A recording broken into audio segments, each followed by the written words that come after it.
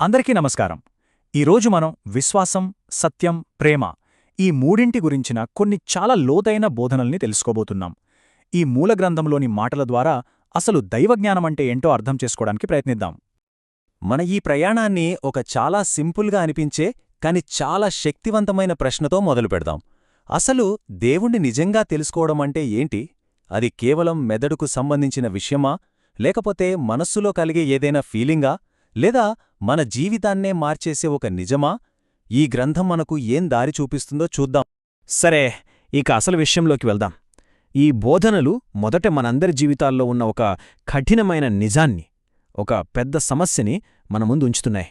అదేంటంటే పాపం. చూడండి, ఇక్కడ గ్రంథకర్త ఎంత ప్రేమగా నా చిన్నపిల్లలారా అని మొదలు పెడుతున్నారో. అంటే ఆయన చెప్పేది ఏంటంటే, ఎవరైనా సరే పొరపాటు చేసే అవకాశం ఉంది, పాపంలో పడిపోవచ్చు. ఇక్కడెక్కడా మనల్ని తక్కువ చేసి మాట్లాడట్లేదు. మన బలహీనతల పట్ల ఆయనకు జాలి, కరుణ ఉన్నాయన్నమాట. ఎవ్వరూ పర్ఫెక్ట్ కాదు, ఈ సమస్య మనందరిది అని మనకు గుర్తు చేస్తున్నారు. అయితే ఈ గ్రంథం కేవలం సమస్యను చూపించి వదిలేయట్లేదు, దానికొక అద్భుతమైన పరిష్కారం కూడా చూపిస్తోంది. మనం పాపం చేసినప్పుడు మనకోసం ఒక ఉత్తరవాది ఉన్నాడు. తండ్రి దగ్గర మన తరఫున మాట్లాడేందుకు నీతిమంతుడైన యేసుక్రీస్తు ఉన్నాడు. ఆయన కేవలం కొద్దిమందికి కాదు, సర్వలోకమునకునూ శాంతికరమై ఉన్నాడు. ఈ మాట ఎంత ధైర్యాన్ని ఇస్తుందో కదా! మనందరి కోసం ఒక మధ్యవర్తి ఉన్నారనేదే ఇక్కడ మనకు దొరికే గొప్ప భరోసా. ఇప్పుడు మనం చాలా ముఖ్యమైన పాయింట్కొచ్చాం. దేవుడు నాకు తెలుసు అని చెప్పుకోవడానికి, నిజంగా తెలుసుకోవడానికి తేడా ఏంటి? దాన్ని ఎలా గుర్తుపట్టాలి? ఈ గ్రంథం దీనికోసం చాలా స్పష్టంగా ఒక టెస్ట్ పెడుతోంది. అదే ఆజ్ఞల పరీక్ష. ఇక్కడ విషయం చాలా సూటిగా స్పష్టంగా ఉంది. దేవుణ్ణి తెలుసుకోవడం అంటే ఏదో మనసులో కలిగే ఫీలింగ్ కాదు, అది మనం చేసే పని.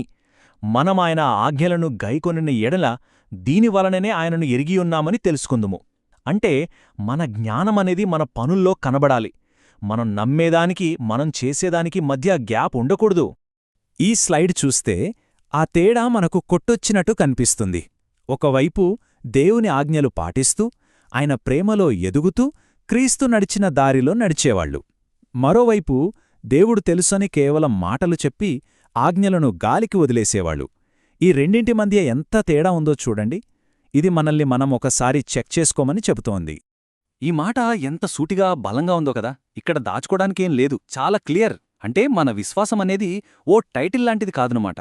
అది మన ప్రవర్తనలో కనిపించాలి. కేవలం మాటలు చెప్పి చేతలో చూపించకపోతే దాన్ని అబద్ధమని గ్రంథం చాలా గట్టిగా చెప్తోంది. ఒక రకంగా ఇది మనల్ని మనం ప్రశ్నించుకోవడానికి ఒక పెద్ద పిలుపులాంటిది. ఇప్పుడు మనం ఈ గ్రంథంలోని మరో అద్భుతమైన పోలిక గురించి మాట్లాడుకుందాం. మన ఆధ్యాత్మిక జీవితాన్ని చెప్పటానికి వెలుగు, చీకటి అనే రెండు సింబల్స్ను గ్రంథకర్త చాలా చక్కగా వాడారు. ఈ రెండింటి మధ్య ఎప్పుడొక పోరాటం నడుస్తూనే ఉంటుంది. వెలుగు, చీకటి అంటే ఏవో కంటికి కనిపించని శక్తులు కాదు, వాటికి చాలా ప్రాక్టికల్ మీనింగ్స్ ఉన్నాయి. వెలుగులో నడవడం అంటే సింపుల్గా మన సహోదరుణ్ణి ప్రేమించడం. మరి చీకట్లో జీవించడం అంటే ద్వేషించడం. ప్రేమ మనకు దారి చూపిస్తుంది, కాని ద్వేషం మనల్ని కన్ఫ్యూజన్లో పడేస్తుంది. ఇటు వెళ్తున్నామో కూడా తెలియని పరిస్థితికి తెస్తుంది. ఈ మాటలు ఎంత హెచ్చరికగా ఉన్నాయో గమనించండి. ద్వేషం అనేది మన కళ్లకు ఎలా గంతలు కడుతుందో, మనల్ని ఎలా దారి తప్పిస్తుందో ఇది వివరిస్తుంది. కాని ఒక మంచి వార్త కూడా ఉంది. చీకటి గతించుచున్నది, సత్యమైన వెలుగు ఇప్పుడు ప్రకాశించుచున్నది అని. కాబట్టి మనం ఎప్పుడైనా వెలుగునెంచుకునే అవకాశం మన చేతుల్లోనే ఉంది. ఇన్ని హెచ్చరికల మధ్యలో మనకు ధైర్యం చెప్పే ఒక మాట కూడా ఉంది. ప్రత్యేకంగా యంగ్స్టర్స్ను ఉద్దేశించి, యౌవనస్థులారా, మీరు బలవంతులు, మీరు దుష్టుని జయించి ఉన్నారు గనక మీకు వ్రాయుచున్నాను అని చెప్పబడింది. ఇది వాళ్లలో ఉన్న స్పిరిచువల్ పవర్ని గుర్తుచేస్తూ వాళ్ళకి చాలా ఎంకరేజ్మెంట్ ఇస్తుంది. ఇప్పుడు మన ఫోకస్ మన విశ్వాసానికి బయటనుంచి, లోపలినుంచి వచ్చే ఛాలెంజెస్ మీద పెడదాం. ఈ గ్రంథం లోకం నుంచి, అలాగే మన మధ్యలోనే ఉండే కొన్ని ప్రమాదాల గురించి మనల్ని హెచ్చరిస్తోంది. ఈ గ్రంథం ప్రకారం లోకమంటే మనం నివసించే భూమి కాదు, అది ఒక రకమైన లైఫ్ స్టైల్. అందులో శరీరాశ, నేత్రాశ, జీవపుడంబము ఉంటాయి.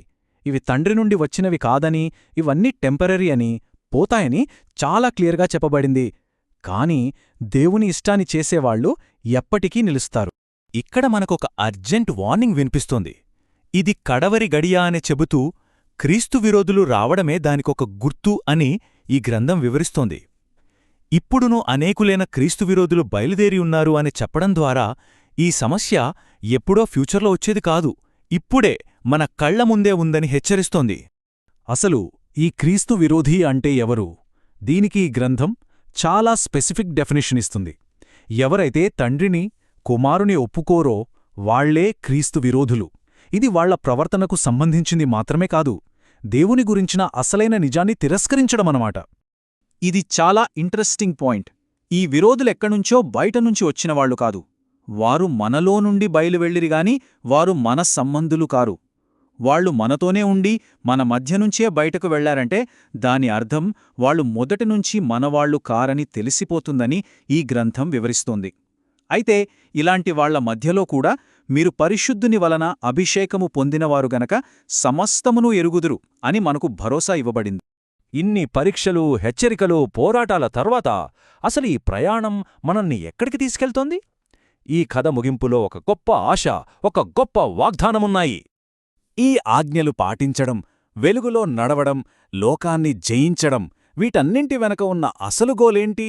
అది చాలా సింపుల్, కాని ఎప్పటికీ నిలిచిపోయేది.